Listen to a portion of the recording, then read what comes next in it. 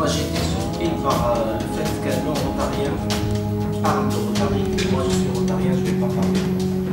Je vais parler d'autre chose parce que je vais parler de l'autre revers de la médaille. Lorsqu'on ne respecte pas les règles du leadership prévisionnel, qu'est-ce qui va se passer? Qu'est-ce qui va passer au chef d'entreprise? Parce que le chef d'entreprise, c'est quelqu'un qui a créé une entreprise dans un environnement national ou international pour que son entreprise reste en vie. Le problème, c'est qu'il y a une conjoncture qui est plus ou moins favorable à son activité, surtout s'il exerce un métier dans le textile, par exemple. Il y a des multinationales et des Chinois qui vendent des textiles à moindre prix. Là, son usine va être amenée à fermer. Ben, c'est pour ça que l'analyse qui est faite, le cas échéant par les juges, lorsqu'il y a un cas de responsabilité, on essaie d'apprécier est-ce qu'il a commis ou non une faute de gestion. Pourquoi cette faute de gestion? Pourquoi j'ai choisi ce thème? Parce que dans mon activité, durant un certain nombre d'années, et non pas des moindres, plus de 23 ans dans mon métier, on a travaillé des dossiers de recouvrement, on a travaillé des dossiers de redressement et liquidation judiciaire. Avant, c'était la faillite et la liquidation judiciaire. Maintenant, c'est le redressement et liquidation judiciaire.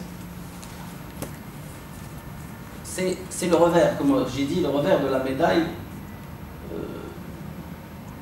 de la gestion. Tout le monde est libre de faire tous les actes de gestion possibles dans son entreprise.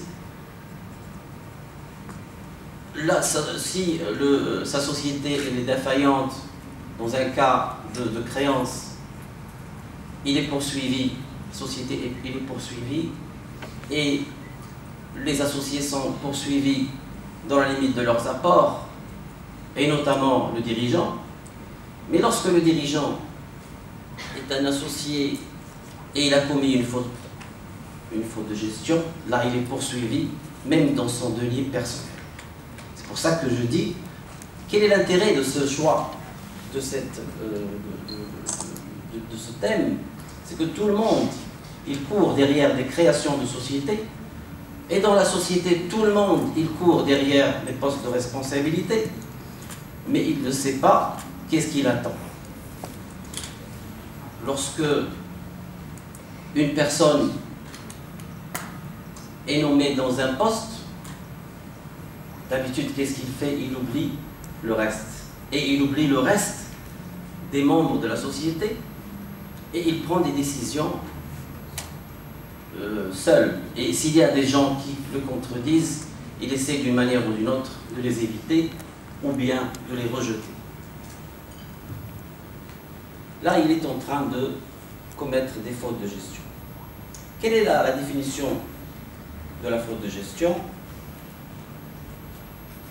Tout acte ou omission, donc action ou omission d'un dirigeant qui serait contraire à l'intérêt social. Le problème, c'est que tout le monde, lorsqu'il est nommé, lorsqu'il dirige une entreprise, il oublie l'intérêt social. Soit parce qu'il cherche son intérêt personnel, soit parce qu'il se désintéresse de cette société. Dans les deux cas, il est responsable et il subit les conséquences. On a vu les conséquences dans les dossiers de redressement et de liquidation judiciaire. Il est poursuivi personnellement et même pénalement.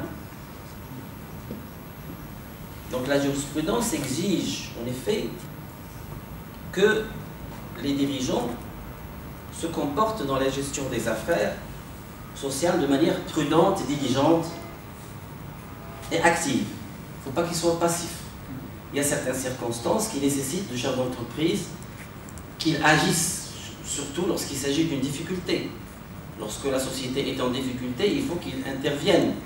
Il faut qu'il voie, par exemple, en matière de cessation de paiement. Lorsque la société est en cessation de paiement, il doit chercher la cause de cette cessation de paiement. D'où viennent ces difficultés? Est-ce qu'il s'agit d'une difficulté de production, d'une difficulté de qualité? Il doit amener des experts pour voir ce qu'il en est et ne pas être... Là, s'il est négligent, s'il ne fait rien, là, juridiquement, il commet une faute de gestion et qui est lourde de conséquences.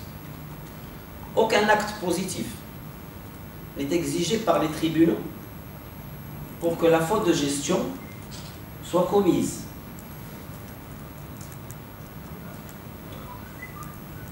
Sa négligence, voire la simple imprudence, par exemple, la simple imprudence, faute de faire des déclarations fiscales. Là, il va aller en vacances, il va laisser passer des délais, il y a des conséquences sur la trésorerie d'entreprise. Là, il subit les conséquences, et même, il y a les associés qui peuvent soit revenir contre lui. Il y a les créanciers, etc., etc. La responsabilité du dirigeant peut être engagée qu'il ait ou non l'intention de nuire. Et quelles que soient les conséquences dommageables de la faute pour la société. En matière de droit en général, surtout en droit pénal, on ne peut pas poursuivre une personne, sauf s'il a l'intention de nuire. En droit pénal, on dit l'intention frauduleuse, niyat ijramiyya. En droit civil, on dit l'intention de nuire, c'est-à-dire la mauvaise foi en droit civil, comme le médecin. Là, lorsqu'il s'agit d'un dirigeant, on ne cherche pas s'il avait l'intention de nuire à la société. Du seul fait qu'il est allé en vacances pendant des mois et qu'il a laissé la société à un dirigeant de fait. Le dirigeant de fait, c'est quelqu'un qui n'est pas inscrit dans les statuts, ni dans les PV, ni rien du tout. C'est un simple agent de la société. Il l'a appelé par téléphone, il lui dit tu restes à ma place, tu prends les décisions qui s'imposent. Là, c'est une négligence fatale qui risque de coûter très cher. Les fautes de gestion courantes reprochées aux chefs d'entreprise sont de trois sortes. La première faute de gestion, c'est la faute de gestion par imprudence ou par négligence. Donc la faute de gestion par négligence peut être caractérisée dans le cas du gérant statutaire de l'entreprise qui abandonne la gestion de la société, comme on a dit, à un dirigeant de fait. Un ancien, il lui dit vous prenez la décision qui vous plaît parce que vous avez de l'expérience, mais il nomme n'importe qui, n'importe comment. Il s'agit en l'occurrence du dirigeant qui se désintéresse complètement de la situation précaire de l'entreprise. Et il ne se soucie pas de la situation de son entreprise et ne prend aucune mesure visant à redresser la situation de l'entreprise. Lorsqu'il y a une difficulté, il doit prendre une mesure, des mesures. Il doit faire appel à des experts comptables, et s'il s'agit de commissaires aux comptes, il doit les appeler pour voir quelle est la difficulté. Et là, il doit laisser des traces, il doit laisser des preuves, parce qu'il va être poursuivi par la suite. Là, lorsqu'il ne le fait pas, il est responsable. La deuxième catégorie de faute, c'est la faute de gestion par commission. Là, la première, c'est par imprudence, c'est-à-dire il ne fait rien. La deuxième, c'est la commission, c'est lorsqu'il fait. Qu'est-ce qu'il fait? Il commet une faute. Elle concerne des décisions et des actes de gestion prises en connaissance de cause et qui sont contraires à l'intérêt de l'entreprise. Comment? Par exemple, un investissement inconsidéré par rapport aux besoins de l'entreprise. Là, il faut n'importe quel investissement, ça demande une étude préalable de la part de gens qui s'y connaissent en la matière. Une entreprise industrielle, elle décide d'acheter des terrains. Elle n'est pas compétente dans le foncier, et ce n'est pas son domaine et ce n'est pas son objet. Et ils réfléchissent, étant donné que les terrains et la promotion immobilière, elle a réussi ailleurs, donc on va payer. Et malgré la difficulté de l'entreprise, ils vont faire de l'immobilier. Et ce n'est pas leur compétence, c'est pas leur, ils n'ont pas d'expertise en ce sens, ils vont perdre de l'argent. L'augmentation, comme a dit notre ami tout à l'heure, l'augmentation des dépenses malgré la situation financière défaillante et déficitaire.